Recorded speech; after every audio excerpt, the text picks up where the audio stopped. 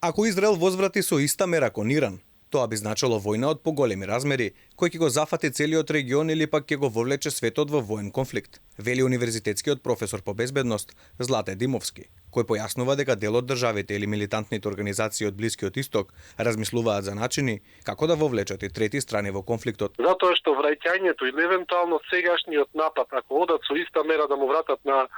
Иран, тоа би значило веќе и вовет во војна, трета светска војна, која што навистина е проблематична и каде што ќе имаме конфликт на повеќе држави кои што располагаат со нуклеарно оружје, кое што е дефинитивно поразително за целиот свет. Професорот смета дека опасноста Македонија да биде инволвирана во конфликтот е мала поради географската оддалеченост, но вели дека секоја држава треба да е соодветно подготвена за терористички закани кои имаат политички мотиви. Тоа е така бидејќи завојуваните страни располагаат со терористички келеи кои може да се обидат да извршат провокации. А како пример ја зема Франција, која веќе го има подигнато нивото на тревога. Пипците на меѓународниот тероризам. И нешто претходно го потенцирав дека тие сакаат да инволвираат повеќе држави, може да се случи да активираат некои нивни келии, дали тој ќе биде Хамас, Хезбулах, дали на припомош ќе им дојде можеби и растурената Ал-Каеда или не знам која друга ИСИЛ и така натаму, едноставно може да се случи да ги пренесат таквите активности. Тој додава дека Иран го најавил нападот кај Соединетите Американски држави,